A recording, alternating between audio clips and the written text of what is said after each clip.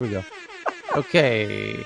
Oh So my I've God. caught up to the last 15 hours of tweets. I have 15 more hours of tweets to go through. So if you tweeted in the last 15 hours, I will get to it. From Cheryl, this one you have. What would it become invisible? What if you to mosquitoes? Tinder to start offering ID verification. Did we cover that in this room yesterday? We did, right? We In this did. time zone. Yeah, we Tinder, I did. think yes. Yeah. The Tinder, The the suitcase mosquitoes. through. Okay. Okay. Behind Volkswagen and Ford. Okay. Yeah. Now I'm caught up to the last 15 hours. And so let's jump into the big headlines at this very moment. Happy Wednesday morning to everyone waking up across Europe. Looks like a sunny day today there, according to my Stockholm webcam. And the top biggest story in Twitter at this moment is from the Financial Times and many others that WhatsApp shuts down the Taliban. Specifically, the headline reads, WhatsApp shuts down Taliban helpline in Kabul that was allegedly for reporting violence and looting, as Facebook blocks other quote-unquote official Taliban channels. Let me tweet this one out to our Twitter account at TNATW, which you can follow and then retweet or go deeper on that article if you wish to. The complaints number meant to act as an emergency hotline for civilians to report violence and looting. And so Facebook has shut that account down, perhaps because they're worried that anyone who gets reported to that line is going to be disappeared. According to CNBC, Facebook, TikTok won't lift ban on posts that promote Taliban after the fall of Afghanistan. MIT Technology Review says Afghans are being evacuated via WhatsApp, Google Forms, or by any means possible. The Next Web says WhatsApp blocks Taliban helpline channels after political pressure. That sounds like what I wanted to read. CNN says how social media is dealing with the Taliban takeover. Donald Trump Jr. says Taliban spokesperson is not wrong after he criticized Facebook on censorship. Tyler. Yes? Tyler, can you bring Ken up and some other folks Sure. up? Because Ken DM me. Yeah. So the Donald Trump Jr. agreeing with the Taliban about Facebook's bans because his father, Donald Trump, was banned on Facebook. So you have Trump Jr. agreeing with the Taliban about Facebook bans. I love that. And then you've got Reuters says YouTube says it bans accounts believed to be owned by the Taliban. And according to Rumble, I don't know what Rumble is. The Taliban says the West has no grounds to discuss freedom of speech when Facebook censors people.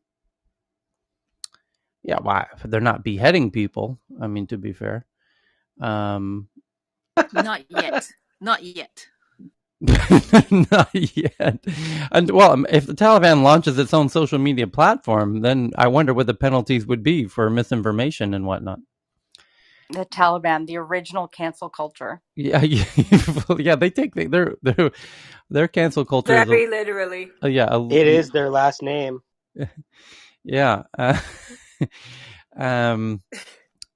Yeah, there is interesting parallels between the cancel culture and the Taliban. That you could say they take it more seriously than others, but that relates back to the top headline at this moment, which is WhatsApp shutting down the Taliban's helpline, which was allegedly for reporting violence and looting. And I think we know what happens to people who are looting under Taliban rule. The rule is you get your hand chopped off. So I think WhatsApp felt it compelled to turn that channel off for fear that people being reported on there are going to be in some deep doo-doo. So interesting development there. And then a whole lot of tweets going on about this headline. One from Liam McCullum says the Taliban spokesperson got a question about freedom of speech, and he said the question should be asked to the U.S. companies like Facebook who claim to promote it while still censoring. So take that, Facebook. You got the Taliban calling you out on freedom of speech.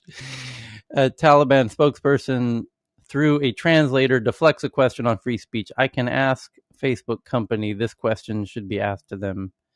And a lot of people pointing out a bit of hypocrisy there of the Taliban throwing shade at Facebook for their tough stance on freedom of speech. And you have to wonder. I don't think Facebook's going to bother to comment on the Taliban calling them out for their tough stance on freedom of speech. So, rather comical Can I development ask a there. question, Tyler? Sure. How come it seems like life, like remember during the Iraq War when that guy came out and was the spokesman? Life really hasn't been the same since then. Like everything's just been like, I can't believe that happened, et cetera, et cetera. I'm sorry, it's just kind of a side note. Like that was the first time I really like saw someone come out and it was like, what the hell's going on here? Like what's real, what's fake? Anyway. Yeah. Maybe they can join terms. Okay, so that's the top story. So the practically moving as the Taliban uses. Okay, so that's the top story. Second biggest story today at this moment is from The Verge that Google says the Pixel 5a is the last Pixel phone that will come with a charging brick, claiming that most people already have a USB-C charger. Yeah, that's hard. I don't know why people are sharing that headline. That's kind of a stupid headline to share, but it's the second most shared headline at the moment. A related headline is that Google's new $449 Pixel 5a has a high level of water resistance, has a very big battery, 4,680 microamp hour battery, and is it micro or milli? I'm not sure.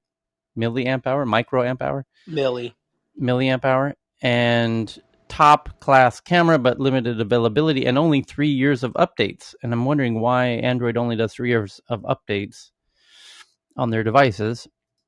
Smart updates and a lower price. Yeah, $449 for a really top notch smartphone these days.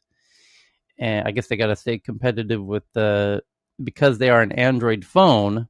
They're competing with Xiaomi, essentially, which Apple isn't directly competing with Xiaomi because it's a different platform and operating system. But if you're making Android phones, which Google's obviously doing, they've got to compete with Xiaomi. And that's very difficult to do because they do such huge scale hardware when Google does not.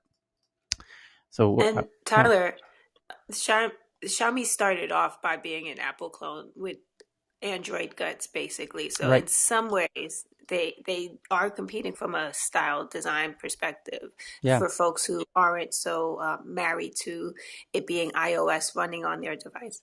Yeah. So the next big headline is that Twitter tests adding option for users to report misinformation in the US, Australia, South Korea, and will primarily use the reports to study and identify misinformation trends. Not all flagged tweets will be reviewed by fact checkers. Experiment will run in the US, Australia, South Korea. And Twitter's safety team took to Twitter to say, we're testing a feature for you to report tweets that seem misleading as you see them. Starting today, some people in the US, South Korea, and Australia will find the option to flag a tweet as misleading after clicking on report tweet.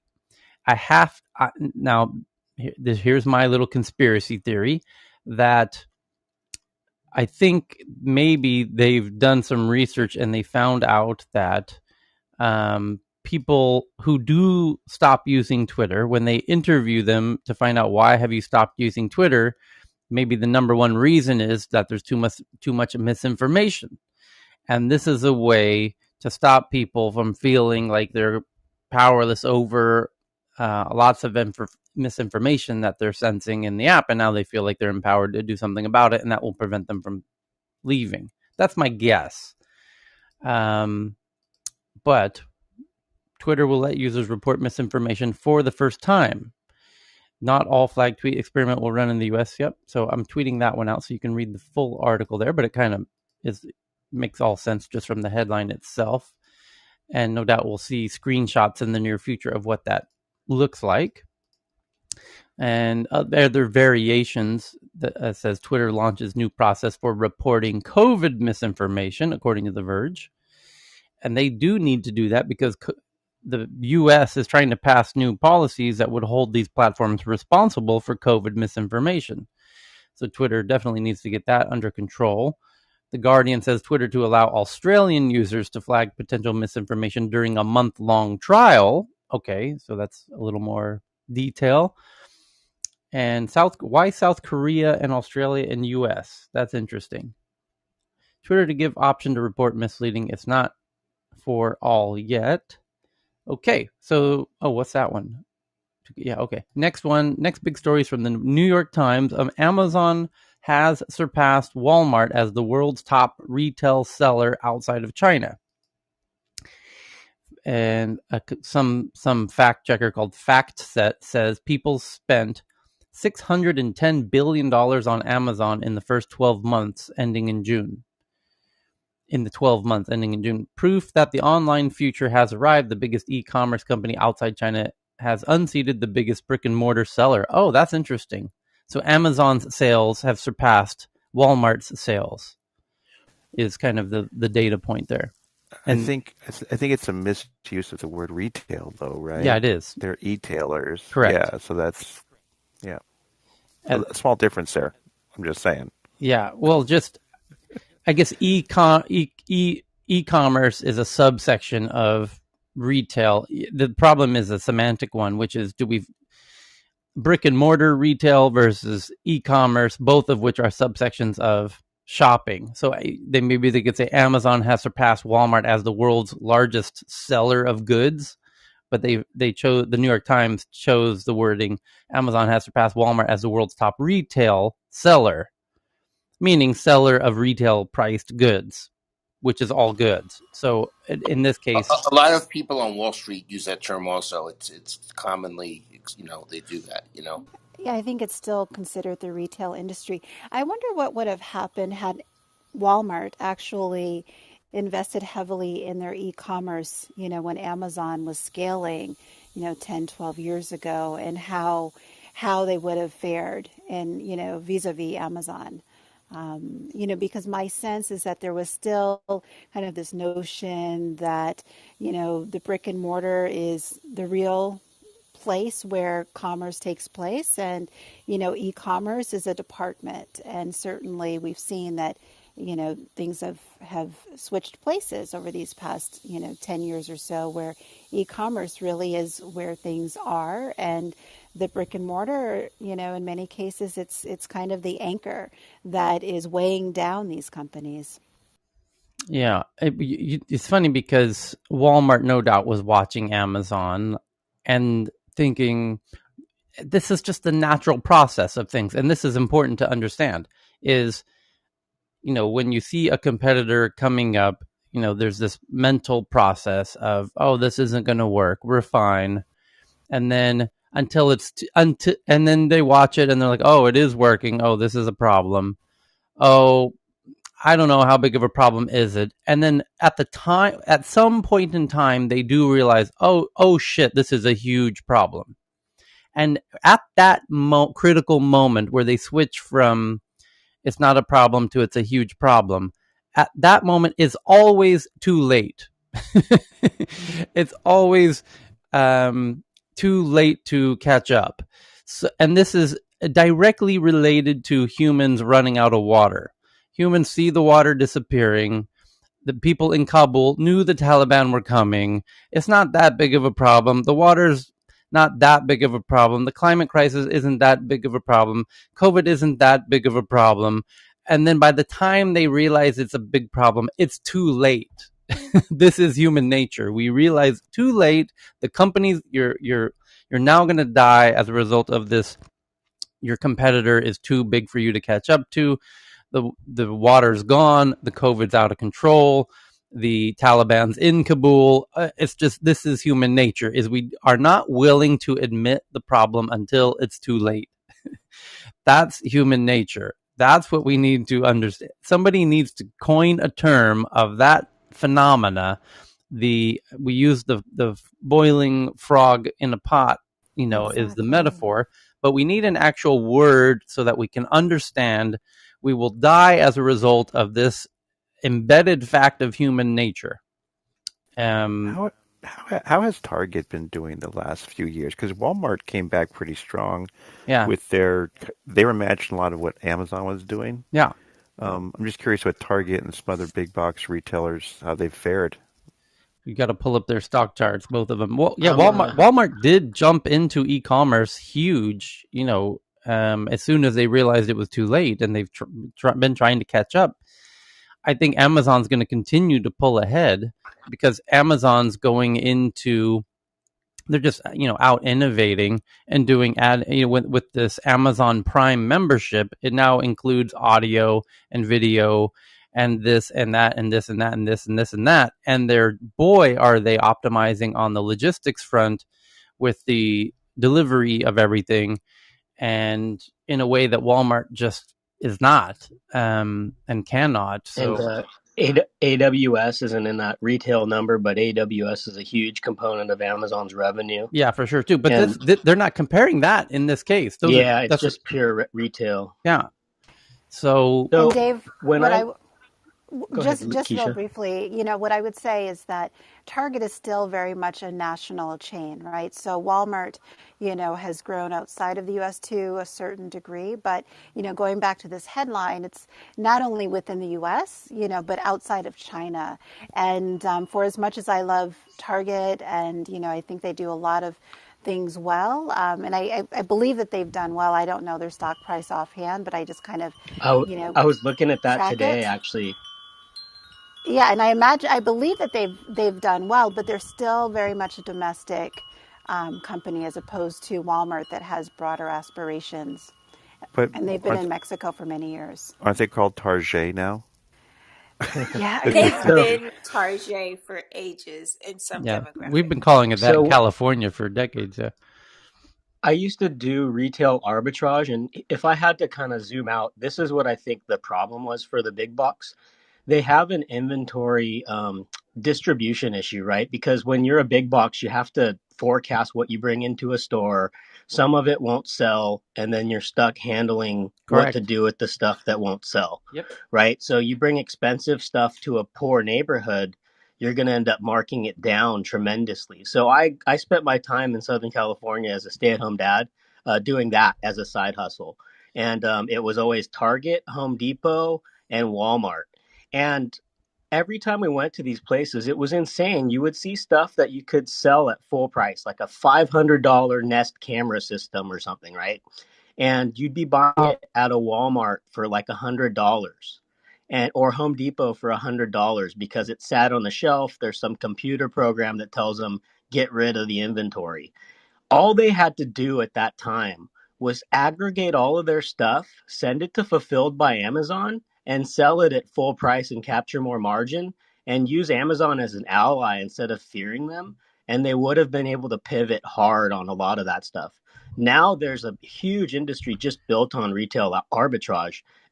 People, the secret's out. You can go and buy something for 70% off and go to another store where it's full price. It's not like it's a year old or 2 years old. It's the selling model that's currently on the market. There's just some computer program that is allocated inventory in a way that makes them drop the margins. I'm sorry for rambling.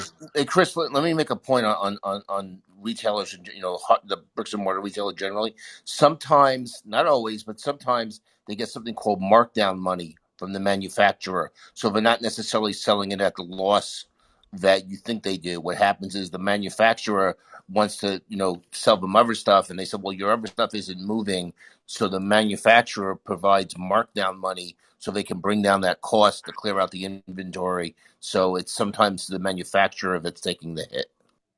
Agreed, and that's what they call pennying out. So what happens is an item will continue to clear out until it gets to just what they call one penny, and at that point they're legally obligated to pull it off the floor because they've told the retailer that this is now dead stock. This is I want credit for it, And if you happen to find one of those items, you can pay the penny for it because it is on the floor and it is saleable. So yeah, it's just a weird industry. And thanks for that input, Ken. But those are just logistical inefficiencies that were hampering. Amazon doesn't have, yeah, Amazon because doesn't they have to can, mess with, yeah. And you know Amazon, what you want. Amazon's just pure data at the end of the day, and it's hard for Walmart to compete with a pure data company. So there's a Jeff who's listening. Jeff Carroll in the audience just DM'd me an article titled "How Walmart's E-commerce Acquisitions Went Off Track," and it highlights the purchases they made of Jet.com and Bonobos and ModCloth, and how everything went wrong. So I'm tweeting that one out, and thank you to Jeff for that. But there's a couple of really interesting tweets related to the main article of Amazon surpassing Walmart. And for example, in 1962, Sam Walton founded Walmart just as Sears passed A&P to become the largest retailer and then in 19 so Americans remember way back in the day there was A&P and then Sears passed A&P. That's in 1962. That's when Sam Walton founded Walmart. In 1994, Jeff Bezos founded Amazon just after Walmart passed Sears, and now Amazon has passed Walmart. The baton pass. It was inevitable that Amazon would pass Walmart as the biggest retailer outside China based on the value of stuff sold, but purchases on Amazon rose by $200 billion in a year, equal to Walmart's gain over a decade. People But now, Tyler, yeah. didn't you just start tech news around the world this year too? Yeah. So in 30 years, this is going to grow. We're going to pass Bloomberg. So, sources say at The Intercept. Tyler, Yes? A&P was mostly a grocery company, though, wasn't it not? Say again? A&P was mostly a grocery company as opposed to a general retailer, if I remember. I don't recall. A&P was before my time as an American, so I have no memories. I have fond memories as a child going to Sears, actually, but I have no memories of The going to A&P. catalog. Yeah, I think they closed down like 1975. So that just shows you how old I am that I even remember. But I actually Googled it just to make sure because my recollection was that they were a grocery chain, and that's what they were. Hmm. And one interesting thing on the Amazon front is that Walmart used to dominate because they had their, to an earlier point, logistics dialed in really well. Great point. But Amazon just opened a $1.5 billion Kentucky Processing logistics hub center. Yeah. for themselves. And so Amazon has not only caught up to that being a unique value proposition, but they're dominating with the combination of data and logistics. You're right that one of Walmart's secret sauces was all the trucking in between the distribution hubs. And they have these. It was a predecessor to Amazon, but still brick and mortar, where they had this distribution hub model, where they had these big warehouses that the interstate trucks could ship everything. And then they got so cost efficient at the interstate shipping with the trucks that they started doing deals with their own suppliers, like a diaper company. And they would say, we'll pick up the stuff rather than you come and ship it to us. We'll come pick it up from you. And then you don't have to mess with shipping anything. And they were also notoriously brutal on their suppliers. Walmart was like really forcing them to do huge, because it was like the deal would be, you don't have to worry about shipping at all, which is a huge headache, or any logistics. We come pick it up from you because we've optimized all of our shipping. We can do shipping cheaper than you can. So it's better that we come get it from you and bill you for it than you ship it and pay for it yourself. It's going to be cheaper if we come do it for you. So, but then now, like I said before, whoever does the delivery has the ultimate control. And if you do a deal where Walmart is your exclusive shipper, you're screwed. That means you're only selling to Walmart and nobody else, essentially. And then Walmart would do these huge deals where rather than buy small quantities, they would buy out 5 years of your inventory. And what if, they go to a diaper provider and say, or tires provider and say, we're going to buy all of your business for the next 5 to 10 years, but you're going to make this minuscule fraction of margin, but you're going to be, a huge volume, incredibly huge volume for the next 5 to 10 years. And it was kind of a catch-22 deal that all of these suppliers to Walmart are making. Is, they're going to be huge volume, huge security, but very minuscule margins. Really interesting model there. Anyway, so the next big headline is from The Intercept. Is back at it again. They're on a bit of a roll, and they've got sources again with their investigative journalism, and their sources are telling them that the Taliban have seized U.S. military biometric devices known as HIIDE that could aid in the identification of Afghans who supported coalition forces. And that's very problematic. And it's been rumored that the Taliban's going to start hunting for people who helped the Americans. And there's a really amazing photo at the top of this article of a U.S. military army soldier scanning the eye of an Afghan resident with an automated biometric identification system, which looks like a big Canon camera. They're scanning the person's iris as a form of biometric identification. It's a device that's like why not use a facial recognition system that works maybe more at a distance? Maybe it's hard with the beards that they all have or something. I don't know. But I guess that there's two interesting revelations here. One, that American military was using biometric devices on Afghans. I didn't know that. And then second, that now the Taliban has acquired these devices that were left behind. So let me tweet this out so that you can see this. And look at the photo. They've got to beta test everything somewhere, Tyler. And I think they've probably been doing this since Guantanamo. Ouch. Right? To be honest, right? Like they had to beta test the Clear system for TSA. Yeah, amazing that they're doing it on their irises. I think it is because they're due to the nature of the beards and maybe the facial recognition is tricky in that regard. So it says the Taliban have seized U.S. military biometric devices that could aid in the identification of Afghans who assisted coalition forces. Current and former military officials have told The Intercept. The devices, known as HIIDE for Handheld Interagency Identity Detection Equipment, were seized last week during the Taliban's offensive, according to a Joint Special Operations Command official and 3 former U.S. military personnel, all of whom worried that sensitive data they contain could be used by the Taliban. HIIDE devices contain identifying biometric data such as iris scans and fingerprints, as well as biographical information, and are used to access large centralized databases. It's unclear how much of the U.S. military's biometric database of the Afghan population has been compromised. While billed by the U.S. military as a means of tracking terrorists and other insurgents, biometric data on Afghans who assisted the U.S. was also widely collected and used in identification cards, sources said. Here's a quote: "We process thousands of locals a day, had to ID, sweep for suicide vests, weapons, intel gathering, etc." A U.S. military contractor explained. HIIDE devices was used as a biometric ID tool to help ID locals working for the coalition. A spokesperson for the Defense Intelligence Agency referred questions to the Office of Security of Defense, which did not respond to a request for comment.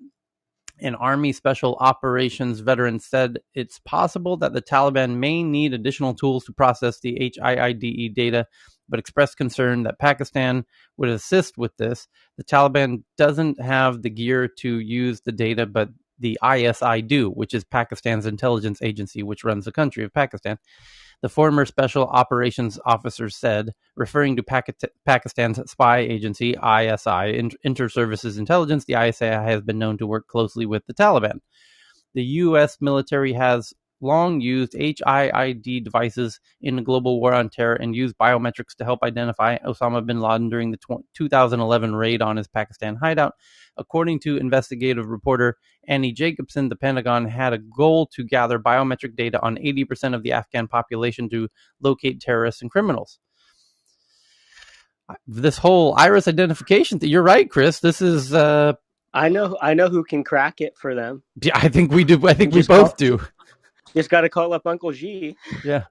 So there's another quote here. I don't think anyone ever thought about data privacy or what to do in the event that HIIDE system fell into the wrong hands, said Welton Cheng, Chief Technology Officer for the Human Rights First, himself a former Army intelligence officer. That's interesting. An Army intelligence officer becoming the Chief Technology Officer for Human Rights First out of his own concern of what the military was doing with data. We didn't think about that. Yeah. Moving forward, the U.S. military and diplomatic apparatus should think carefully about whether to deploy these systems again in situations as tenuous as Afghanistan. The Defense Department has also sought to share the biometrics data collected by these devices with other government agencies, such as the FBI, DHS. In 2000, DHS controls all the airports, by the way. So if somebody showed up at an airport, they would already know. In 2011, the Government Accountability Office criticized the Pentagon for not doing enough to ensure these other surveillance agencies had easy access to the information, warning that the military limits its federal partners' ability to identify potential criminals and terrorists. Really interesting article, and there's federal government has clicked by cyber attack that published the Army indicated the service. Yeah, really interested. This updated database will make it more efficient for war fighters to collect, identify, and neutralize the enemy. President Joe Biden's proposed budget for the Army, blah, blah, blah. So I will tweet that. I just tweeted that one out for those who want to see it. And then the next big article, although there's a whole bunch of tweets, this is depressingly plausible. Every expansion of surveillance or biometric collection must include this analysis, but all too few do. And this is nothing short of catastrophe on the Allied destruction. Yeah, let's hope that the Taliban doesn't go to ISI and figure out who all of used this data to directly know instantly who all of the supporters of the U.S. military are in Afghanistan. That would be tragic. Although the Taliban is claiming they're providing amnesty to everyone, they're claiming forgiveness and amnesty to everybody, in Afghanistan at the moment. Let's see if that holds true. And encouraging women to apply for positions in the government. Correct. Let's also see if that happens. Yeah, well, they're also saying that they will. They're also able to maintain their jobs and education if they're going to university, etc. So a lot of surprising claims happening, and they're also saying, when we make a promise, we keep it. Unlike other people. So let's see. That would be fantastic if that were to be true. So the next big article is from Politico that BlackBerry, which for the newer geeks in the audience, BlackBerry was a device that it was like a smartphone before smartphones. BlackBerry by Research in Motion, by RIM. BlackBerry admits a critical flaw in its QNX OS, impacting 200 million cars, hospital equipment, and more. Sources say it resisted public disclosure until talks with the CISA, the former smartphone maker turned software firm, resisted announcing a major vulnerability until after federal officials stepped in. And the more surprising thing is that they still exist. That's what I was going to say. I was like, that's what they're up to? Because the last I heard, they were planning a 5G phone. I thought that was a comeback, but it seems like they never died. Yeah. So apparently they pivoted. This is huge news that BlackBerry is still in business, but apparently they had whatever business they had in software has now been hacked, and they were reluctant to admit it for fear that even that part of their business might come to an end. But now it seems like it might. So that's from Most business people, I'm probably getting very old, and I don't even think BlackBerry was that old, but it is. Most business people actually, it was ubiquitous, had the BlackBerry, almost like everyone has an iPhone now. It was like it was very common. right. because it had a physical keyboard, and folks really appreciated that. Yeah, and funny enough, a lot of people claimed the iPhone would fail because it didn't have a physical keyboard. That was assumed to be one of the iPhone's weaknesses. Um, Although that seems comical in retrospect. And even Steve Ballmer said as much. He thought the iPhone would fail because it didn't have a keyboard and people want a keyboard. They Correct. just executed really well. I mean, you have your thumb, which is way bigger than any of your keys, yet you rarely, mistype, to some, if you remember Windows and all those other platforms, it was so clunky. You had to use a stylus and stuff. So, it's just all about execution. It was the Palm Pilot that kind of didn't quite get off the ground, but it was a crackberry, and email was the first killer app for the phone beyond text messaging. So that's what kind of blew a bunch of wind into their sails. Okay, so the next big headline is from TechCrunch about YouTube. YouTube introduces new search features, including viewing video chapters directly on the search page and better recommendations for translated videos. YouTube announced 2 feature updates today to make it easier for people to find the content they're looking for on the platform. And this includes visual search features and easier discovery of foreign language videos that have captions in the user's local language. So they're combining transcription and translation. So now you can find non-English native content, like if somebody made a video in Japanese, but now due to the transcription and translation, that person's talking about what you are interested in, and now you've got way more content to be able to search through. So basically everything ever said in any YouTube video ever in any language is now being transcribed and searchable. And now, you can search for it and it's indexed. And YouTube users can hover over a video's thumbnail and watch a brief clip play. This functionality will now extend to mobile with the added ability to browse the chapters within a video from the search page. Users can jump directly to the chapter they're most interested in. And this also speaks to why Google understood the incredible need to buy YouTube, because they understood YouTube and video is an alternative to blog and text. And 50% of Google searches now have videos included as part of the Google search results. YouTube is the world's second biggest search engine, essentially. And Google knew that was going to be the case, and that's why they knew they had to acquire it. So in India and Indonesia, YouTube is also testing a feature to complement search results with links to other sites from Google search. Not all searches may have enough high quality or relevant video content to fully address what you're looking for. Google search already had a feature that lets users skip to select moments in the video, and Google experimented with a mobile search feature that would recommend short form videos from TikTok and Instagram, but the video would open with the search engine to keep users on Google rather than opening the TikTok or Instagram apps, of course, because they want to show you the ads in their own platform. So just tweeting this one out as YouTube continues, being through its parent owner of Google, is being more useful in your Google searches, essentially. And so thank you for that one. And the next one is from Reuters via Apple, about Apple. Apple appeals a 2019 copyright case it lost against Corellium after settling other claims with the company relating to the DMCA this month to avoid trial. Apple filed a notice of appeal in the copyright case it brought against cybersecurity firm Corellium. And I think it's because Corellium was making virtual iPhones.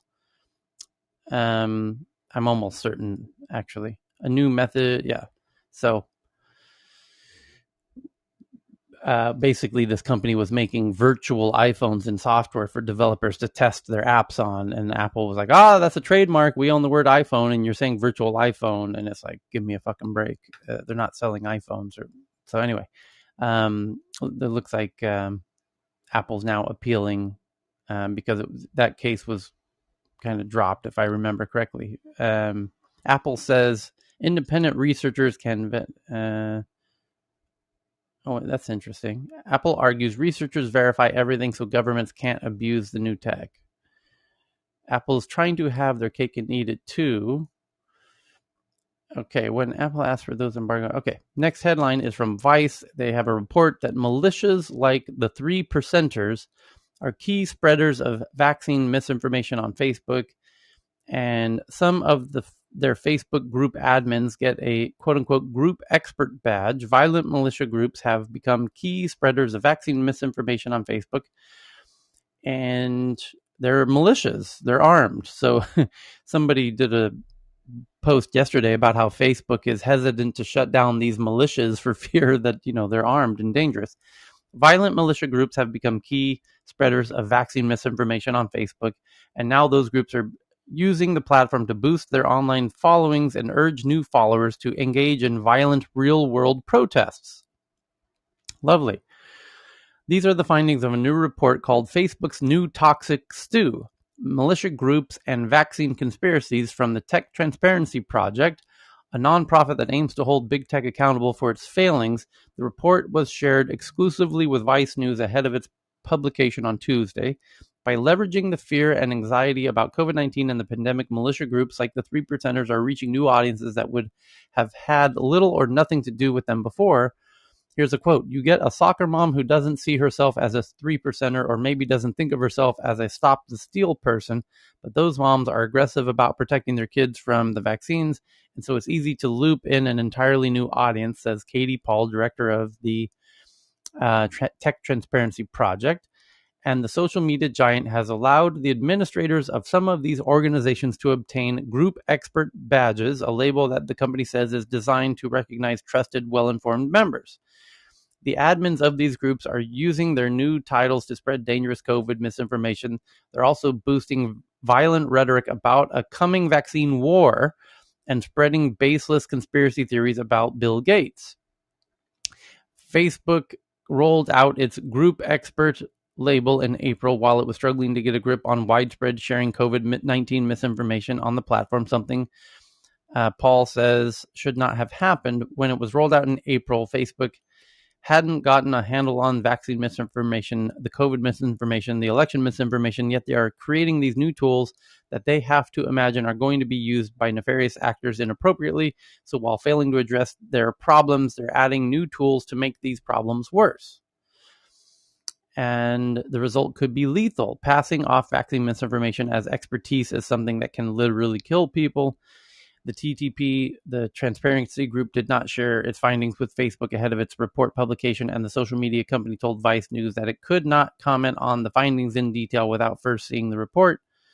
But Facebook's spokesperson, Drew Pusateri, told Vice News the company had removed tens of millions of pieces of misinformation on the platform, which he said had contributed to the fact that for the people in the U.S. on Facebook, vaccine hesitancy has declined by 50% since January, and acceptance is high. And the story goes on and on. It's quite long, so I will tweet this one out, as we always do, to the Tech News Twitter account at TNATW. And the next big headline is that Intel says it's winding down its RealSense camera business, which focused on hardware for computer vision applications. The semiconductor giant tells that it is winding down the company's portfolio of high-tech cameras and sensors that were built for computer vision applications. The next one is from CNET, that the Consumer Technology Association, which says attendees of CES 2022, one of the world's largest tech gatherings, which was rumored and reported to be the source of the original super spreader event of COVID in America, because it's in Las Vegas each year in January. And given that it was in January when COVID was just starting in America, a lot of people from all over the world fly in for the CES event from China. China has a huge attendance at CES every year. The whole world has a huge attendance at CES every year. It's a massive event where people are squeezed shoulder to shoulder in the Las Vegas convention halls for about a week. And indeed, that is likely to be a super spreader type event. And so now the headline is that CES 2022 will be required. All attendees will be required to show proof of vaccination. People attending in person in Las Vegas will be required to show proof of vaccination. They announced today. The next big headline is, yeah. So before you go on, Yes. I just tweeted out something on an event that brings out a bunch of experts on airborne transmission and masks and ventilation, addressing reopening of schools in the U.S. And I tagged you.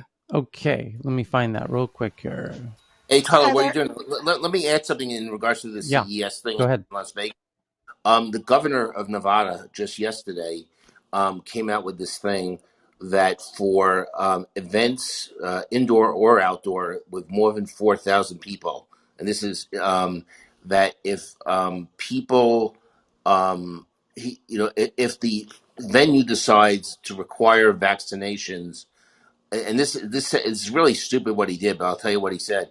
If the venue requires vaccinations, and only vaccinations, he's not talking about negative COVID tests, then people don't have to wear a mask indoors, because otherwise you have to wear a mask indoors, in like our populous counties.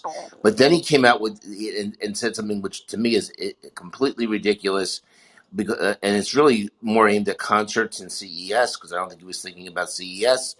He said, "But well, if you get a vaccination shot on the day of, so you'll be your first shot, then you will be allowed to go to the event, but you would have to wear a mask." Now, you can imagine how stupid this is, because once you're above 4,000 people, if you think they're going to know, who has two shots and who has one shot and who showed a vaccination card with two shots, who's going to enforce that? But literally, that's what the governor of Nevada announced yesterday. And I'm not sure whether CES is going to require masks or not. I don't even remember. I mean, I've seen the story, but I mean, there's so much stuff going on. But I just wanted to point that out, that um, you know the a lot the bigger events in Nevada are moving towards kind of requiring vaccinations, and both Live Nation and AEG, and I know you know the music industry well, Yeah. both came out this past week and said they're going to require vaccinations or a negative COVID test within 72 hours as well. And anything that they do in the United States, unless it's precluded by law, like Florida. so Okay. just to dovetail on that, and I've just tweeted it out, there was an article yesterday that spoke about how U.S. Borders and Custom Control seized 3,000 I was going to say fake IDs, fake vaccination reports from China entering the U.S. So I mean, I really do think that the U.S. and probably other countries are going to have to come up with a better system to verify the legitimacy of whatever sort of reports that people are producing. Okay, sorry, I just noticed there was a whole bunch of people with hands up here. Just give me a second. Lakeisha, I laughed so hard when you said fake IDs. I don't know I why. I put a know. I smile went on my back face. because, hey, I think everybody It was a wanted one if you better didn't have time. one, right? If So only we had to worry about people trying to get fake IDs. hold on one second. So to all the people who just had their hands up, sorry, I didn't notice you before. And then I just noticed something interesting in that article before about the misinformation about vaccines on Facebook, Facebook helping militias spread vaccine disinformation and calling them experts. There's one paragraph I missed. It says one of the biggest groups being tracked in this study by the Transparency Group is the U.S. Freedom Fighters, which has amassed over 4,500 members since it was started in late April. The group's leaders make it clear they believe a war between the vaccinated and unvaccinated is imminent. Here's the quote from from the U.S. freedom fighters. We need to prepare for what is lying ahead, which in most cases is looking like another civil war, and we need to start preparing for that, the group's about page states. They are segregating us by vaccine versus no vaccine, mask and no mask. Eventually, they will be introducing a vaccine passport in order for you to travel anywhere. You think it's just going to stop there? If you are in this group, you had better be prepared to actually have to do something. We aren't just sitting around being keyboard warriors. Those applying to the group, to join the group, are asked a series of questions about how far they are willing to go to protect their freedom. As one question puts it, are you willing to go full on as if your life depends on it? Which it does. It says your life depends on this. So, okay. Tyler, Yes. could I comment, please? Yes. My name is Dr. Catherine Sullivan, and Hi. I've been in healthcare for 40 years. Okay. And I have to say that, and I'm big in technology. I do a lot of database management for clinical trial research. Okay. I hear the part I think is crazy. Why don't we just be like the Taliban, do the iris test, and now we know everything about everyone, and just assume we're going to do technology for good? And just start thinking about what would it look like if we just ignored all this shit and just said, okay, we're going to use technology for good and focus on that, because guess what? Everyone would follow that. So I want you to think about that, because this conversation is a lot about what's wrong, what's wrong, what's wrong. No, forget it. We know what it could do. Now let's do what's right. I want you to think about that. And thank you for letting me. Sure. Welcome back, Sid and Adriana and Vinay and others who have their hands up there. Should we go on to the next one? Tyler Ranjit here. Yeah. I mean, the CEO of Live Nation told a very interesting fact a few days back, like your ticket for the show is going to be vaccine. So that is a very powerful statement. And I have been talking to a couple of companies who are doing this COVID passport, and one of my friend, they are having a wallet for this COVID passport. So we are trying to integrate that for Europe. So, but I was trying to connect him to the Live Nation, but he was claiming that in US there is still not a good standard for COVID passport. I would like to get some insights if somebody have information about it.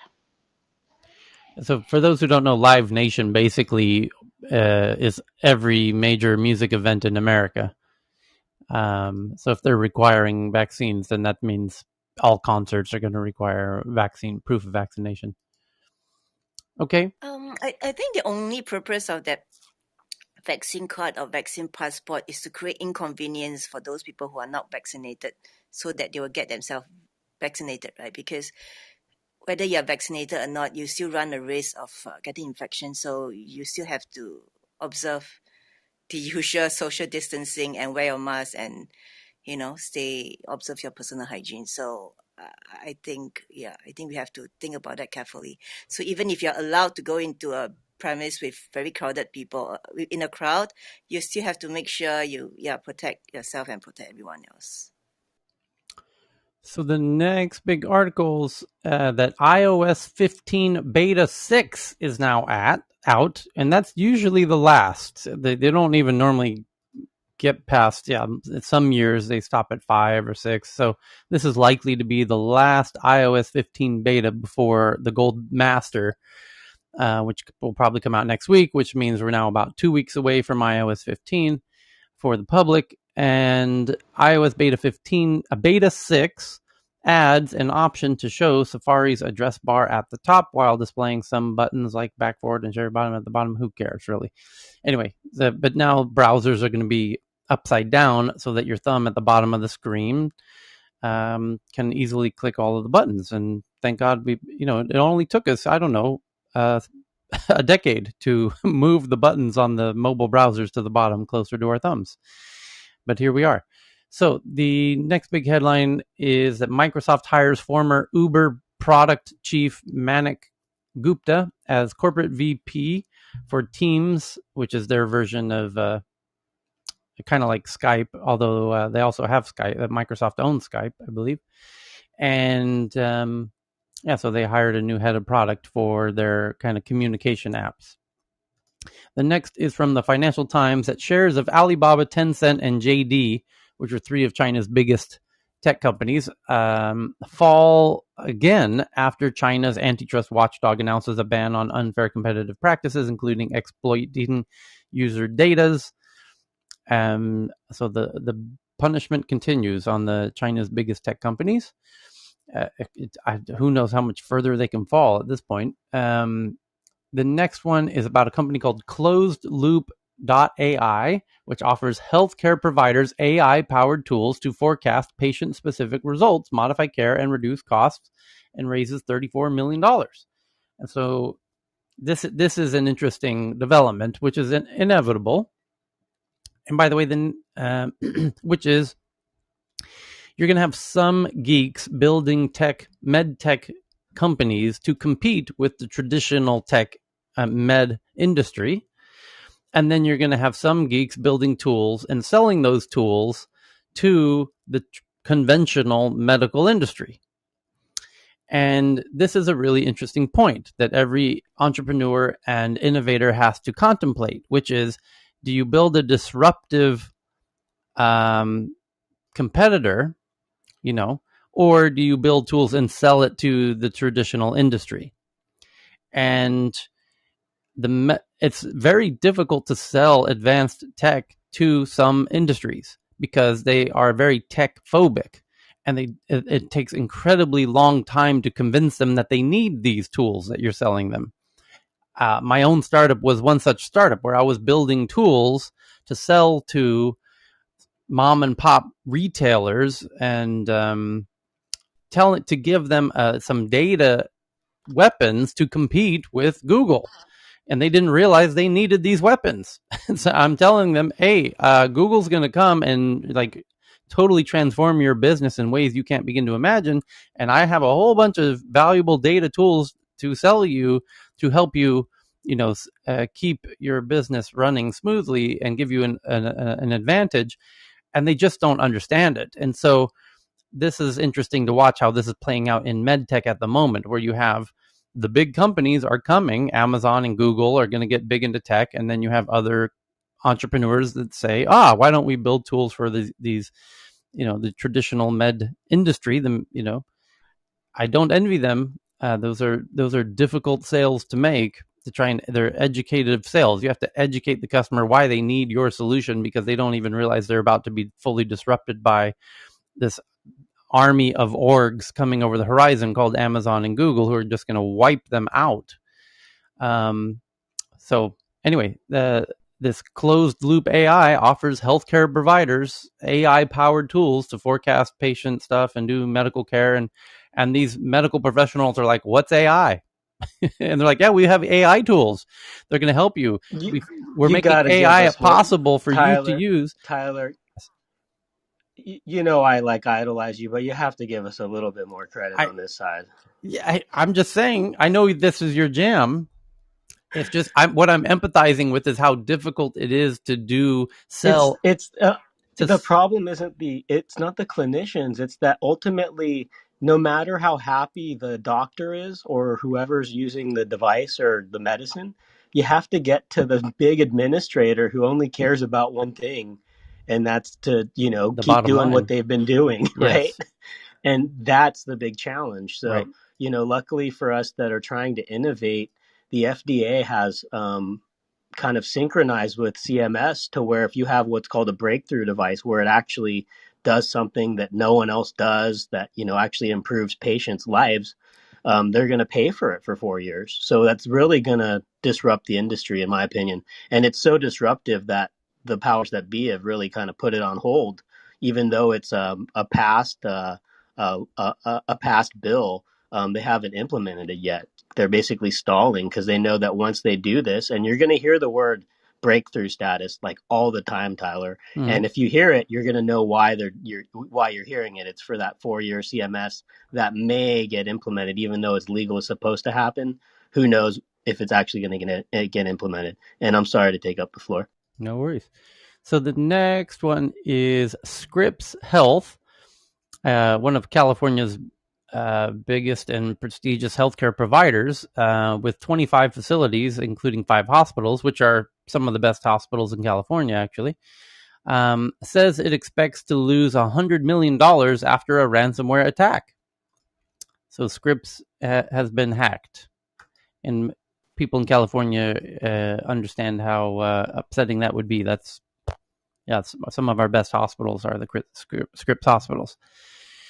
So the next one is researchers find a bug which connects over 83 million IoT devices with apps that lets attackers access audio and video streams in these 83 million IoT devices. This is according to Wired. And it says, I will tweet it out, millions of web cameras and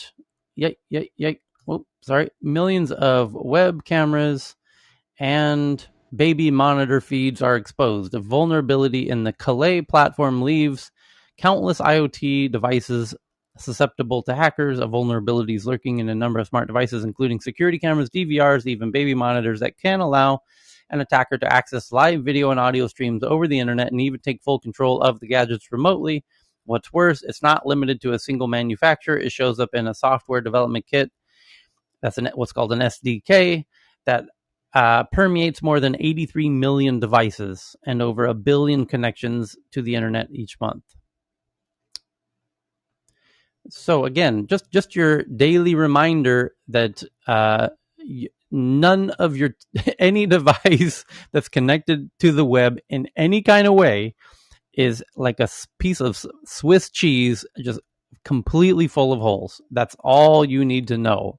That any device connected to the internet in any way is Swiss cheese. That just not all devices are created equal. There was a big announcement a few years ago with regards to the cameras, the cameras that came from China. So that's where, and also there is another with regards to the smart TVs and the cameras with that a few years ago. So some of the Swiss cheese is purposely concocted, I guess. Yeah, well, some Swiss cheese has more holes than cheese, and it's all Swiss cheese. It's just the size of the holes, and some of these Chinese varieties of Swiss cheese has more holes than cheese. So, but also the other piece to that is a lot of just people in tech are just rushing products out, correct, and not really putting enough thoughts with regards to filling in all the holes. Yeah. Ahead of South Korea's tighter crypto regulations, Binance and some other exchanges have proactively halted or discontinued trading using the Korean currency. Some foreign cryptocurrency exchanges have distanced themselves from South Korea as Korean authorities are set to enforce tighter regulations against virtual coins. The next one from Bloomberg, our good friends there, that says Microsoft invests in IT and cloud security startup Rubrik to sell anti-ransomware tools. Investment was in the low tens of millions. You don't have to pay the bad guys, says Rubrik CEO, and Microsoft's acquiring an anti-ransomware tool. And let's see if that slows down all of these ransomware attacks. Oh, was there one 10 minutes ago from Scripps Hospitals of 25 facilities and 5 hospitals? There was, but let's hope those stop tomorrow. Now that Microsoft's acquired this IT cloud security startup. So the next one is Sightline Payments, a digital payments provider for casinos and the hospitality industry in the U.S. raises $244 million at a $1 billion valuation. So now the hospitality industry can handle digital payments. Fantastic. That is, by the way, I think I said that one to you. I don't know if you got it from somewhere else, maybe, but I didn't even know that was in the papers because I was going to give you I sent you their whole actual release because I think you'll actually know some of the names of the people involved with it. But it's apparently the first fintech unicorn in the state of Nevada. That's what they're claiming. Okay. And so the next one is that from Bloomberg about OnlyFans begins promoting OnlyFans TV, a free, safe for work app. Okay, I don't know how that's kind of defeats the point of OnlyFans. You want it to be not safe for work, but OnlyFans TV is free and it's safe for work app available on iOS and Android with 800 plus videos as it prepares to raise new funding. The most common question customers ask the CEO of OnlyFans is why he doesn't have an app, and now he does. But with only 800 videos, OnlyFans probably has millions of videos. So they've only putting in 800 safe for work videos. Interesting to see what they might be cooking up there with their new app. And the next one is a company called PatPat, an e-commerce website that sells kids wear and matching family outfits so you can dress like your toddler. Raises $160 million from SoftBank's Vision Fund, bringing a total raise to $700 million. And it is what it says it is, a global e-commerce website that sells baby and matching family outfits for those unbearably adorable selfies that you can take this Christmas. So the next one's from Fortune. That female and family-focused digital health startup Maven raises $110 million Series D, co-led by at $1 billion valuation. So there's another new digital health unicorn, and this is like we were saying before. Some entrepreneurs are going to go at it themselves and become disruptors in the space and be digitized healthcare startup. They're not trying to sell anything to anybody. They're going right to the consumer and competing with the conventional, medical industry for the consumers, rather than trying to create the tools for the consumer. You get the point. So that's a new unicorn in the medtech space. The next one is a company called Split, which makes it easy for developers to use feature flags. Raises $50 million, and this is a new API Lego brick add-on, so that any developer can use feature flags in their apps. And it's just a very like we were making the metaphor yesterday of building apps has become modular, and if you, rather than code every little feature, you can add them on with APIs. And this is another such example that makes it easier for developers to build their apps more quickly in a modular fashion. It's just another new Lego brick in the toolkit. South Korean online secondhand marketplace called Daegun Market of hyperlocal community raises $162 million at a $2.75 billion valuation. That's almost a triple unicorn. South Korean online secondhand marketplace. So it's a lot. Now people have a place to sell their used goods. A $2.7 billion valuation. What does anyone know the largest U.S. secondhand marketplace? I'm not aware that there's a real leader in that space in the U.S. Would it be? I mean, wouldn't it be eBay? I guess it is eBay, but it feels like eBay's lost its. It's not so friendly as a mobile first. I imagine there's a unicorn opportunity for a mobile first reimagination of a used marketplace. But Craigslist must be huge. Yeah, Craigslist was only text, and so it's. I think It's now like Let Go and Offer Up and stuff, but I offer don't up, know yeah. how they make money. I think it's still just ad based, so I don't know how much revenue they have. So the next one, Bloomberg says Apple is telling Apple staff it will increase COVID-19 testing for corporate and retail employees and pauses relaunching classes at Apple stores this month in some regions. God damn, why didn't I predict that when we read that headline 3 days ago? Like, it was in the past 48 hours or so, there was a headline that Apple's going to start doing classes again at Apple stores. And I was like, no, you're not. You've got Delta coming. You're not going to be doing classes in Apple stores. What are you thinking? And sure enough, they now pausing the relaunching of classes at Apple stores. God damn, that was an easy prediction. It was on the tip of my tongue when I read that headline like 48 hours ago. So, Sao Paulo-based company called Nuvum Shop, a Shopify rival focused on Latin America, raises $500 million at a $3 billion valuation from Excel, no less. Excel is a huge VC, very smart VC firm. So having a Shopify rival for Latin America makes a ton of sense. And no doubt Shopify will likely acquire them. The next up is from TechCrunch, a company called Branch, which offers a flexible workforce payments service. There you go. Flexible workforce means your team members all over the planet. That's what flexible workforce means. And a flexible workforce payments service just raised a whole boat ton of money and saw 300% revenue growth year over year because the world's switching to flexible workforces, and you're going to need flexible workforce payment services, as we talked about in this room 24 hours ago, did we not? So there's another one, fundraising. And Saudi Arabia's public investment fund raised its stake in Activision Blizzard by 13% to 37.9 million shares worth 3.6 billion of Activision Blizzard in Q2 despite workplace controversy. So Saudi Arabia's public investment fund just took a $3.6 billion stake in Activision Blizzard. I wonder the timing of this, if it was before, during, or after the lawsuit. That's the big question. Because they might be losing a bit of money if it was before the lawsuit. If somebody can find that out, that would be interesting. It says, so they now have 4.9% of the company. It doesn't say the timing in the Bloomberg article, unfortunately. So the next one is company based a sub-Saharan African fintech company just raised a bunch of money. That continues to happen. And tailored to startups acquire, which offers credit card. Researchers find terrorist.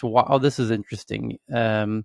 Researchers find a terrorist watch list of 1.9 million suspected terrorists, including the no-fly list on an unsecured server. The Department of Homeland Security, which is in charge of the no-fly list and the watch list, later took the server offline, but rather concerning development there. TikTok partners with Audius, a music streaming service built on Ethereum, which lets Audius users upload their music directly to TikTok in one click. And it'll be interesting to see if other record labels and rights holders will do that as well, to add and monitor. Obviously, the rights holders of all of the big artists could have a potential partnership to do with TikTok, which would allow TikTok creators to add in all of the popular music to their TikTok videos. But then, of course, they're going to want to be compensated for that, which curious to see how that could happen. But that deal is, there's potential a lot of money to be made there, so maybe they'll make that happen. That's it for. Twitter says it's bringing the ID verification feature to Tinder, as predicted. That's going to come everywhere, but now they're just warning you before they do it to see if anyone's going to throw any big objections. And so far, nobody has. And all the platforms are paying attention to see if there's big, strong blowback about Tinder adding identity verification. They say it's going to be optional at first. That's the hint that they know it might receive a whole lot of blowback. So they preemptively said it's optional. And now that nobody's objecting, they're going to do it optional. Next thing you know, it's going to be required. And then the next thing you know, all platforms are going to do it. And so they're doing it in baby steps, not to scare the bejesus out of everybody, but no one thus far is being scared. So Apple already kind of cleared the runway for everybody last week. Yeah. So it's all going to happen real quickly here. So the next a short one regarding that. In Sweden, we have a startup that actually have been running with BankID, which is a very, very secure way to validate people. Yes. That Bank ID. We say ID, Johan. If you say Bank ID, no one knows what you're referring to. Bank ID is a way for people to identify themselves securely in Sweden in very simple way, and it's being added to lots and lots of apps. In exactly as I'm describing, Sweden already has this. So banks know your identification. And so Bank ID is a way to bring your bank level identification to any other app, basically. in a very simple one-click way. You can authenticate yourself with your bank ID. Now the app knows that you are who you say you are. Swedish apps already have this, essentially. So this is what's coming to the US. And this is why Stripe in America, it's being done with Stripe, where Stripe is like a big bank that's very tech savvy, and they are adding an ID. They call it Stripe Identity. It's essentially the American version of Bank ID with Stripe Identify, or Stripe Identity. So that's the big boring headlines that your coworkers and cousins will be talking about next week at your barbecue. But here are the fun, more interesting headlines that we, as the geeks around the world, have been sharing on Twitter over the past 24 hours. And does anyone have a particular one that they make sure we want to jump into? I've got my favorite 50 picked out, although I'm only up to the last 15 hours. I have 15 more hours of tweets to get up to. So if you've tweeted in the last 15 hours, I've not yet seen your tweet, but I will get to it before we meet next time. I sent you something on hydrogen, Uh-huh. and I thought it might be worth spending a couple of minutes talking about hydrogen because it's actually been in the news a lot in the last few days, and I've actually been in the middle of some of it. Okay. Because there was a new paper published by Bob Howarth and Mark Jacobson. So Bob is from Cornell. I interviewed him on Clubhouse a couple months ago, which people can listen to.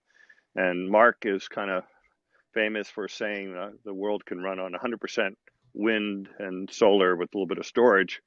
And he's also kind of a controversial character because he actually sued scientists for disagreeing with him, which was a little strange. But anyway, they published this paper saying that blue hydrogen is as bad as so some of the colors we need to talk about. There's something called green hydrogen, and people think when they think of hydrogen, they think of it as this clean fuel. And that's called green hydrogen, which is made from renewable energy and water. You use renewable energy from wind or solar. You split water molecules into hydrogen, and you release the oxygen. And so, and that is clean. But there's very, very little of it around. 95% of hydrogen comes from methane, from natural gas. And that's called steam methane reforming. So, and that's called gray hydrogen. And it's a fossil fuel, just like, natural gas is a fossil fuel.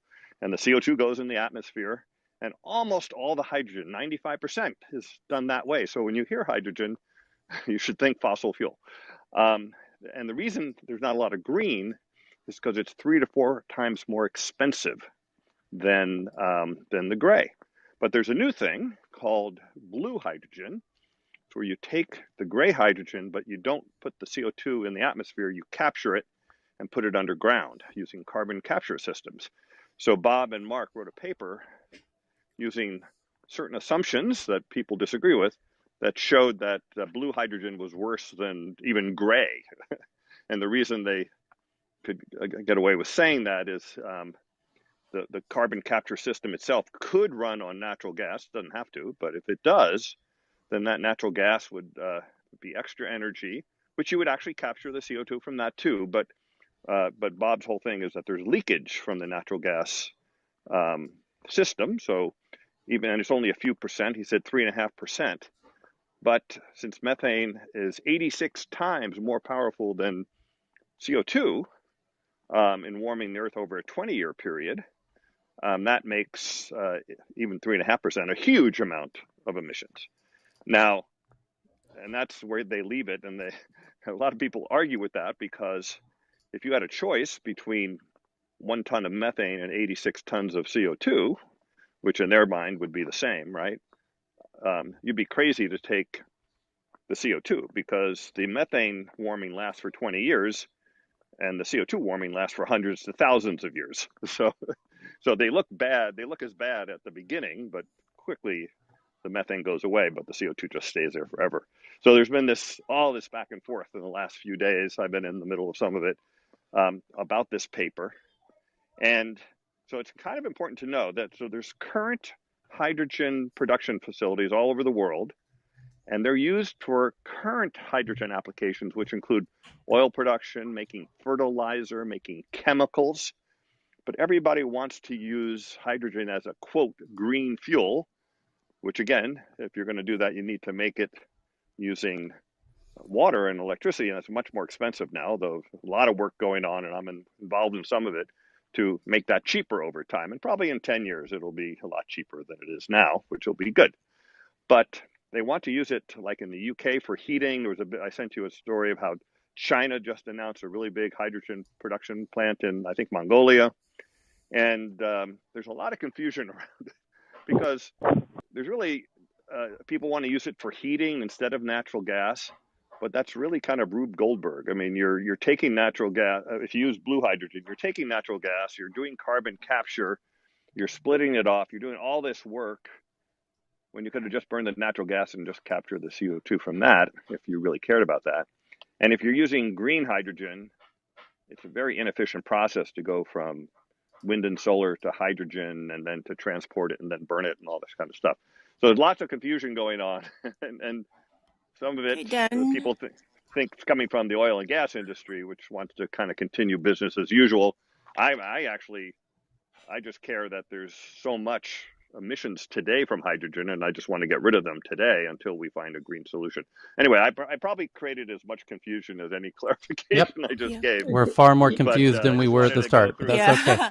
But anyhow, there is a related article that I just read that China approves renewable mega project for green Yeah, hydrogen. That's what he just So absolutely. mentioned. this, yeah, yep. Yeah, and so that So one, Inner it really Mongolia, yeah. Yes. depends what they're going to use it for, right? And if they're going to use it for heating and stuff like that, the bottom line is that anything that can use electricity Mm-hmm. should just go straight from wind and solar to whatever that application is. You shouldn't go indirectly through hydrogen. It just makes it more complicated, more Mm-hmm. expensive, and everything like that.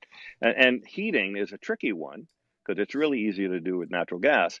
But heat pumps are a fantastic way to replace both heating and air conditioning at a very high efficiency, by the way. It's like, believe it or not, it's like 500% efficient. It's actually, I mean, it's kind of mind-boggling, but it's true because it uses the earth energy to sort of help with the heating and Mm-hmm. cooling. So anyway, so it's a big challenge to go switch out all that natural gas all over the world into heat pumps, but that's something that we really have to set our minds on. Okay, It's going to be then I pretty read tricky. further in the article, this project is actually meant to produce enough hydrogen output to displace the 21 million gallons of petrol a year that's used for fuel cell Correct. vehicles. And that Yes. might be useful for trucks and things, but as I've certainly talked on Clubhouse a lot, um, when you make hydrogen through wind and solar and use it to power a car, you lose so much energy from the wind and solar to the wheels. It's only about 30% efficient, but a battery, it's about 80% efficient. So basically, you can go. What's the cost of the disposal of the battery though? That's the thing, is that your intermediary, which is carrying the electron, Ah, ultimately gets thrown away at the end. Hydrogen's not, You got the disposing of fuel the cell. hydrogens. No, Yes. you got to we're going to replace the pause. membranes all the time. That's Yeah. great. Let's keep it for the Yeah. green tech room. All right. Hydrogen's an interesting issue for people who are interested in it, and they should be. Let's all get Anyway, all right. educated on it. Okay. Back to the headlines. Okay. Thanks. Bye. Here's other green techish related headlines. One from Evan via the Register that China starts testing tech to harvest solar energy from orbiting panels. Ground facility to be finished this year as early trials focus on balloons just 300 meters away. Evan, are you on stage? Is Evan on stage? No. But you can see these balloons. The research team is using high altitude balloons as a floating platform to carry out the 300 meter altitude microwave power transmission tests, harvesting solar energy with big balloons up in the sky. And some people think you can do it with satellites, orbiting solar panels and beaming the power back to Earth. I think it'd be Yeah, incredibly expensive, but it's theoretically possible. just tweeted that one out. And then other greenish tech articles. Evan found this one from Norway's wind catching system is 1,000 feet high. That's the taller than the Eiffel Tower, and about 1,000 feet wide. And it's a huge panel. So imagine a panel the size of the Eiffel Tower, or the tallest skyscrapers, in New York City, for example, a huge panel and a big screen. And this floating wind turbine array will generate 5x the annual energy of the world's biggest single turbines while reducing costs enough to immediately compete with grid prices. And the Statue of Liberty, by comparison, looks like an ant next to the size of this massive wind turbine grid that they are wind catching system. And you can see this in the link in the tweet I just twatted on Twitter. And then Regent has one about a company called Picnic launches its first robotic pizza system. A robotic pizza has proven a surprisingly popular goal for startups over the past several years. Some of those dreams have become more successful than others. And now you can see the video of the Picnic pizza system that I'm just tweeting out to the Tech News Twitter account to make fully automated pizzas. I want one in my house. Holy shit, that'd be amazing. The next one is Tyler. Can a pineapple be outlawed from that? Can that be coded into the absolutely device? If this is one thing where me and the Taliban would be united in that effort to chop off the hands of anyone trying to put pineapples on pizzas. So scientists have created a plane that flies using ion thrusters and no fuel. Is the unbelievable headline. Scientists at the MIT have created a plane which flights without propellers or jet engines, meaning it uses no fuel, but rather ion thrusters, like the Starship Enterprise.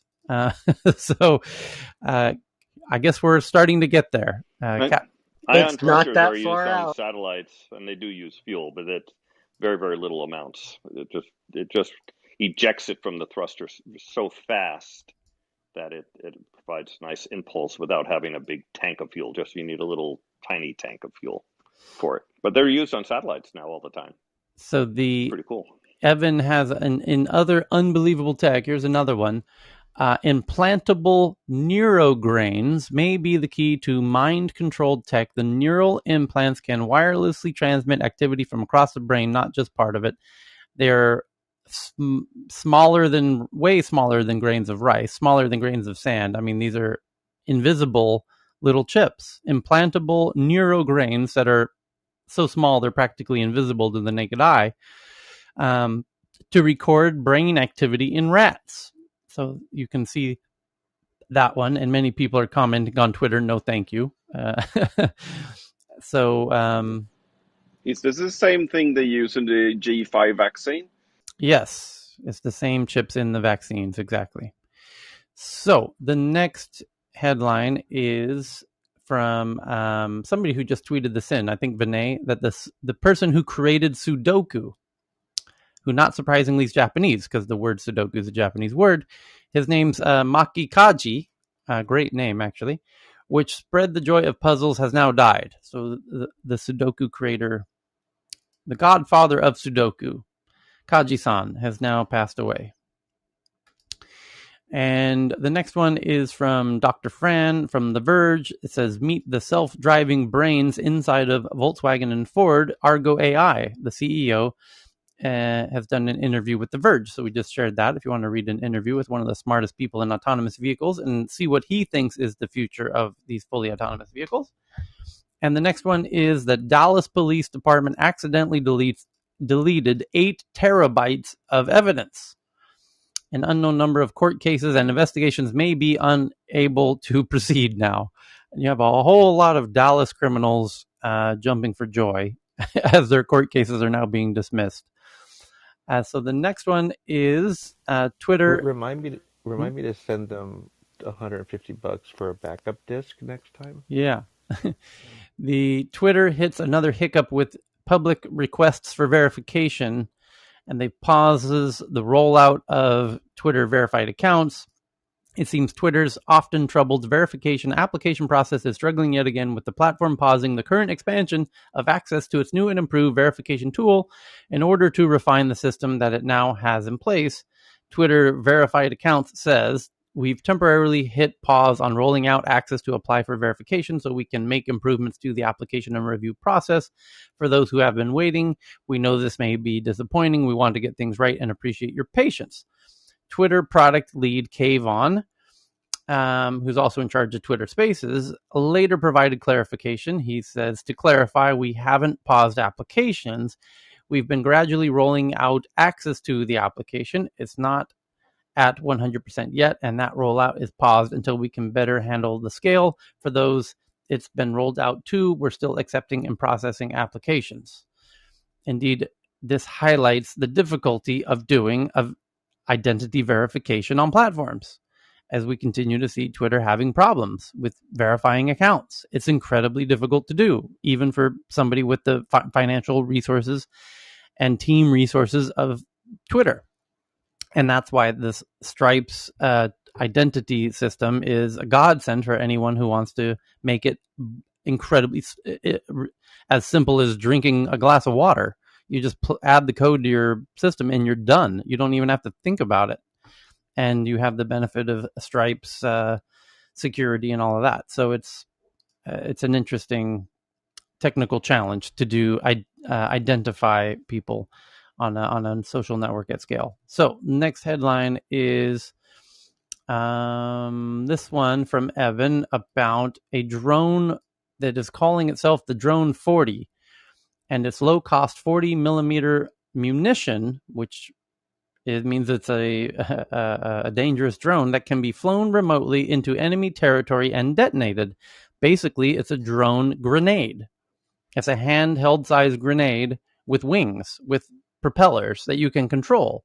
So you could, fly a grenade into location and drop it. And because it's very easy to tell the drone to stop flying, and then it just falls straight down. And this one is designed to do just that.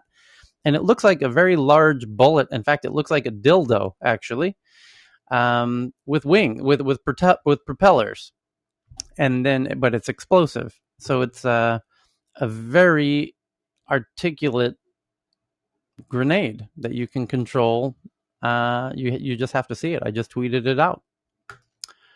So yeah, there you go. Next one is California-based company called Perfect Day uses fungi to make dairy protein that is molecularly identical to the protein in cow's milk, says co-founder Ryan Pandya. PerfectDayFoods.com. We're inventing the world's first milk protein made without animals. And I'm tweeting that out. And the question is, if you can make milk protein, why would you, and you could make any milk protein, you could have goat milk or cow milk or human milk. And we know that human milk is far more healthy than cow milk. Why are you replicating cow milk when human milk is far more nutritious and beneficial in every possible way? And if we're not using actual humans or actual cows, why not make human lab milk or fungi produced human milk protein? Why do cow milk protein when it's inferior in every possible way? I think it's just to sell cheese. It's a cheesy situation. It's because I think they are Cheryl trying. doesn't like it. No, they are trying to leverage on the successful marketing of cow milk. Right, but the only reason we don't have successful marketing of human milk is because we didn't know how to make human milk without humans until now. Scarcity. Why? Yeah, but now that we can make lab-grown human milk, that should be a huge market. Is that Let's just only sell for this one to babies, China. right? Is that only for the babies? But it's not necessarily. Hopefully, not for adults, right? Yeah, but if you give a child, if you could not give human milk of your own to a child, would you give lab-grown human milk or lab-grown cow milk or real cow milk if you had the choice? I think you would give lab-grown human milk, knowing that it's far more beneficial to the child. So if you know it's better for the child, why wouldn't you do it for seniors, who need nutrition, who have trouble getting all the necessary nutrition that they need? Well, you probably would. So why not adults? What about athletes? Athletes are obsessed with getting the most nutritional thing they can consume. That happens to be human milk. So I imagine what's going to happen is all of the athletes who are superstar influencers are going to start drinking lab-grown human milk. And as soon as we realize that every professional athlete is consuming this, and then everyone will, because they'll realize, oh, well, all of these billionaires are drinking it, and they're the most, high-profile celebrities on the planet, so I guess it's okay. I think their real competition is the formulation, the formula milk. It's not really the whatever milk, So, human milk. so New That's a huge Zealand, market. New Zealand moves to shut down after one person gets COVID. The entire country will go into lockdown at midnight after an Auckland man in his 50s tested positive and traveled to New Zealand. That's how you stop it, folks. Be an island and go spring into action at the first instance. And the next one is most of the power sector's emissions come from a small minority of plants. Shutting down the worst 5% would cut electricity's carbon emission by 75%. So 5%, the worst 5% of plants would cut emissions by 75%. And this raises the question. I mean, this journalist is basically begging for eco-terrorists to come blow up the top 10 plants, which are responsible for 80% of emissions. As it turns out, one of the top 10 plants is in Japan, and now they're naming them and shaming them. What do you expect is going to happen? You think the plants are going to self-correct, or do you think eco-terrorists are likely to come wreak havoc? Oh, by the way, did I mention 3 headlines ago that there's now a grenade drone that's now available for people to use? Oh, did I mention that? What do you think those are going to be used for? It's a drone. Go find yourself a tank. Go find yourself a tank. It's a grenade drone. Oh, can you drop it down a smokestack? Oh, you can? Very accurately? Oh, interesting. I wonder if that will be used on these top 10 carbon emitting factories on the planet responsible for 80% of all CO2 emissions from, the power plants. This segment was brought to you by Tyler's Island Relocation Service. Wow. It's Are you marketing person? Wow, that was quite snappy and quick. Yeah. Smart. Google Good for fails you. to reach deal with Putin ally over YouTube lawsuit. According to Bloomberg, Google failed to reach a settlement with a TV channel it has blocked that is owned by a sanctioned ally of Russian President Vladimir Putin. Hey, Bloomberg, this story is about 3 months old. We covered this 3 months ago. There's a YouTube account for a Russian TV station which has been sanctioned by America. Happens to be a very dear friend of Big Vladdy Daddy in the Kremlin. And the Kremlin and Big Daddy Vladdy are asking YouTube, why are you blocking our oligarch friend? You need to put his account back. And YouTube says he's sanctioned by America, which means no American company is able to do any business with him, which means we're not allowed to allow him on our platform. So if you have a problem with this, talk to Uncle Joe Biden next time you chat with him, because he's on the sanction list. We cannot give him access to our platform. So that the Moscow court has ordered unblocking of banned YouTube channel. Because that's how Russia works, right? And YouTube's going to say, it doesn't matter, you dumb fucks. He's sanctioned. It doesn't matter what your courts say. We are an American company. We don't have a choice. This person is banned from doing business with any American company. So what your court in Moscow says means nothing in this case. Next hearing in case delayed from Monday until September 20. Google failed to reach a settlement with a TV channel it has blocked that is owned by a sanctioned ally of Russian President Vladimir Putin. The Sargard channel said in a statement Monday. Sargard accused Google of delaying substantive negotiations. According to the statement, Google didn't immediately comment. Well, let me do the comment for you. Dear Sargard, dear Big Daddy Vladdy, It doesn't matter what your Moscow court says. The person is sanctioned. They cannot do business with an American company like YouTube. YouTube has no say in this matter. Your court saying that it needs to be reinstated means nothing whatsoever at all.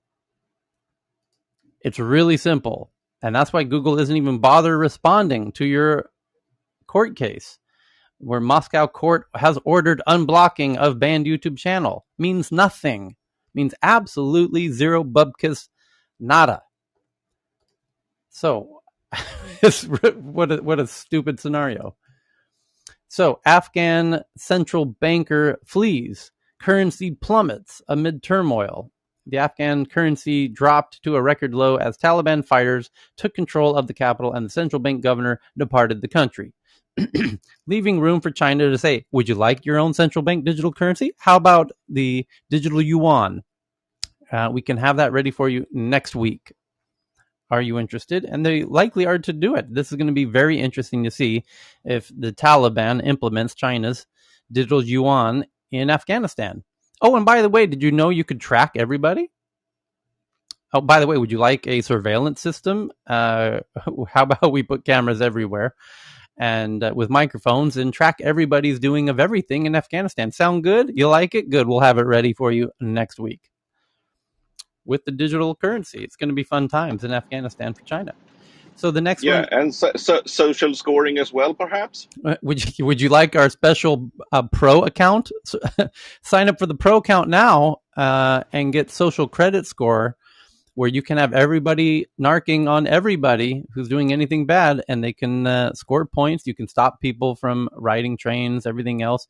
If if your credit score gets low, if your social credit score gets low enough, there are punishments, and if your social credit score gets high enough, you better believe they're going to do it. This is going to be super wild to witness, but this is a rather obvious prediction.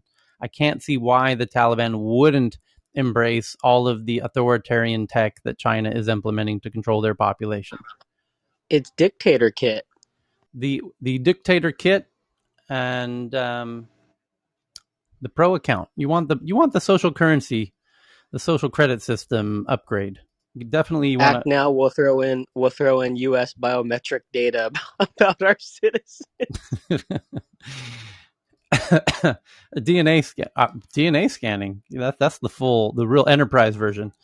So yeah, CNN is reporting this startup is creating real dairy without cows. California startup Perfect Day. Now CNN is reporting it again, molecularly identical. So why aren't you doing human milk? Why are you doing cow milk if you're making lab grown milks But remember, didn't China just do a crackdown on milk? So like this on the company is probably worth price? $1 trillion. Yeah, Yeah, so this company is probably worth $1 trillion, or they're just going to disappear. yeah. So WhatsApp adds payments background feature for transactions. This is similar to the feature available in Google Pay, where users can choose from a range of backgrounds while transferring money. And now we're seeing WhatsApp bring in the payments, as I've predicted, and it's now here. And this is an incredibly important step, actually, because in China, the two biggest ways that people pay for things when they go grocery shopping or 7-Elevens or anywhere between friends, anywhere, is the chat apps. It was the Chinese version of WhatsApp, which is called WeChat, added payments, and then that unlocked everything in China. So it's very interesting to see what will, and WhatsApp obviously knows this. And it's confusing why it took them so long to do this, knowing that China did this years ago and it exploded. But now WhatsApp has added payments for transactions, and let's see how it unfolds in the US and if it follows a similar path as it's done throughout Asia. So the next one is the real reason Facebook needs to kill TikTok. TikTok isn't just another social media platform, it's the app that makes Facebook a dinosaur, is the headline from Inc. And indeed, it's starting to kill, it's taking over Facebook and even a bit of YouTube. And so it will be interesting to see, now that it's been revealed that the CCP now has one of the 3 board seats on TikTok. You have all of big tech wanting to kill TikTok. Google would love to kill TikTok because they have YouTube. Facebook would love to kill TikTok.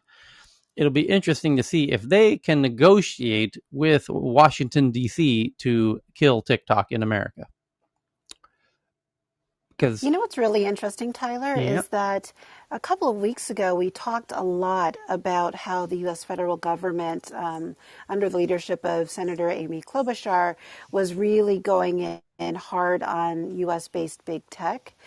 But there really hasn't been a lot of talk or maybe updates, or maybe I'm just out of the loop.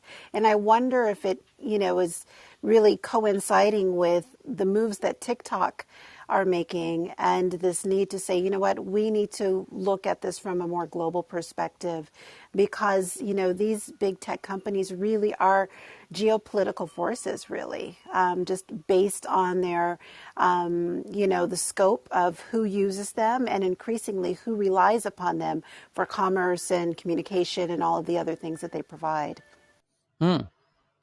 Okay. So here's the next one. This nuclear reactor just made fusion viable by 2030. Seriously, according to Popular Mechanics. Nuclear fission has long felt like decades away. Today, the timeline accelerates. If true, if this nuclear reactor just made fusion viable by 2030, that is potentially the end of CO2. Because if we can harness the power of fusion, then we can produce unlimited energy, which would mean no more coal plants, no more arguing about hydrogen. All of that would go away instantly. So this is an article worth checking out from Popular Mechanics, and they added the word seriously to the headline. This nuclear reactor just made fusion viable by 2030 seriously, because it seems impossible. This has been the holy grail that scientists have been searching for a very long time, and it has always been elusive and seemed to be too far over the horizon. So this headline, there's been promises like this in the past, is the problem. Every 10 years or so, somebody claims to have unlocked cold fusion, and we'll see. Go ahead and read the headline. They just tweeted it out. What's the name of the company, Tyler? Let's see here. It says nuclear fission has long felt like decades away. Today, the timeline accelerates. Private startup called TAE has announced it's just 9 years. Oh yeah, dude.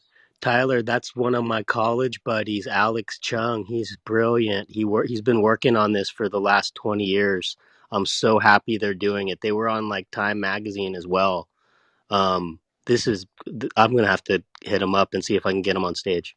It says TAE Technologies, the world's largest private fusion company, has announced it will have a commercially viable nuclear fission power plant by 2030, which puts it in years or even decades ahead of other fusion technology companies. The California-based company has raised $880 million in funding for its hydrogen boron reactor. This reactor isn't a traditional tokamak or stellarator. Instead, it uses a confined particle acceleration mechanism that produces and confines plasma. All fusion technology has plasma, which mimics the extreme reactions that power all the stars. It's what we're emulating when we make fusion energy experiments. Plasma is an oozy substance. The challenge of containing it is akin to holding Jello together using rubber bands, TAE says on its website. And what is TAE doing differently than the industry's perhaps higher profile projects like the International Thermonuclear Experimental Reactor? TAE's tech, which is called Advanced Beam Driven Field Reverse Configuration, uses non-radioactive hydrogen boron to generate plasma in a carefully contained area. The tech can also work for hydrogen isotope fuels like deuterium tritium, says TAE says. The particle accelerating beam heats the molecules to plasma status, then the field reversed configuration keeps it all together. And that's just the first couple paragraphs. And you can see images and renderings of this whole, and photos of the reactor. It's 80 feet long, 22 feet wide, 60,000 pounds. And he needs to make sure that the Koch brothers don't kill him in his sleep. He's a good guy. I mean, he works for them. He's not like a Oh, CEO or really? founder. Yeah, but he's been there for a long time. Oh, I And mean, um, are the Koch brothers investors in this technology? I don't know. No, I was just Ah, saying that my friend is not the CEO or anything. got you. But whoever the key scientists at this company, it's not a joke. I mean, need to have the pitch What's the name of the scientist? I'm sorry. doesn't say Oh, the CEO that they were naming in the article. What did it say? Did it say the name? I don't recall. My point is that you have the, what do you call it, the entire energy industry is at risk by something like this. The it's Iran, the Holy Grail. yeah, It's the Holy Grail, eh, and like why I know. I only got a bachelor's. Okay, I'm not into school. I'm lazy. But I went to UC Irvine, and that was really the heart of all this fuel cell, all the hydrogen stuff. So that's why I know so much about it. And I went to school, and a lot of the guys I went to school with are working for TAE right now. So that's kind of fantastic. What great news! I'm sorry to be to hog again, but it's yeah, just so amazing. no problem. My point is that they need to be careful about Iran, Saudi Arabia. They're going to have targets on their foreheads if they actually have something that could threaten and drive the price of oil down to zero overnight. So, yeah, you have trillions of dollars at stake that this is threatening to disrupt. So, you're likely to have assassination attempts on these individuals if, in fact, they have what they claim to have. So, I just tweeted out an article from BB. The Taliban, you have to see this photo of the Taliban on amusement park rides in Kabul. The Taliban fighters enjoy amusement park rides after capturing Kabul, and you can see them in bumper cars with their machine guns. It's truly one of the most unimaginable photos I did not expect to see. Is Taliban members with machine guns riding circus rides, merry-go-rounds, and bumper cars at the amusement park. And Vinay has one that China may align itself with the Taliban and try and exploit Afghanistan's rare earth metals. Gee, you think so, Vinay? Um, that takes the brain Yeah, cells. I don't think it's a may do it. I think it's are doing it Yeah, now. yeah. There's no question about it. So, other fast headlines here: 25 unicorns and counting. A look at India's billion-dollar startups this year. The social commerce platform Misho has become one of its kind. They're now up to 25 and counting. And how many? They're doing one a week. We're about halfway through the year. They're at 25, one unicorn a week. Not bad, India. Not bad at all. Microsoft wants to use blockchain to tackle software privacy. T-Mobile data breach is one you can't ignore, according to Wired. Hackers claim to have obtained all your data. You need to pay attention if you're a T-Mobile customer. I'm tweeting all these to the Tech News Twitter account. Water cuts are coming to Arizona and Nevada after the U.S. declared the first ever Colorado River water shortage ever. And it's never coming back in your lifetime. Goodbye, water in Southwest America. Your region's about to become uninhabitable. It's Arizona? kind of like the Taliban coming into Kabul. You're in Kabul right now, and Oh you have this God. thing called shortage of water. That's the Taliban, and they're coming, and it's happening, and your rivers are running dry. And you're just like those people in Kabul who are like, nah, they're not really going to come into Kabul. We're just going to hang out here. Oh, shit, they're here. Oh, shit, let's go to the airport. Oh, shit, we're all at the airport at the same time, and there's a limited number of airplanes. That's you right now in Southwest America. So in So you California, mentioned Arizona, right? Arizona. Arizona, Nevada, everybody who gets their water from the Colorado River, that's right. TSMC is going Arizona. So what now? Correct. So what now is you need to move. Bad planning. Yeah. Well, and it doesn't stop at the border, right? It So goes the into little bit of Mexico. Yeah. water, exactly, that Yeah. they were getting in Mexico is going to be that much less. Yeah. Yeah, it's horrible. So the next one is automation could put 4 in 10 Canadian jobs at high risk in the future. That's from Canada's biggest news source. 4 in 10 Canadian jobs threatened by automation. And the Taliban has declared an amnesty across Afghanistan and urged women to join the government. there you go. It's all good. The Ant-backed Chinese healthcare startup scores $300 million. And that's China's biggest tech company investing in a healthcare company, giving them $300 million. And that's all you need to know. Big tech wants to get into medicine, especially in China. Afghans are racing to erase their online lives. Every photo and every data point is a link to the old way of life in Afghanistan and a reason for Taliban retribution. And Wired is reporting that Afghans are racing to erase their online lives.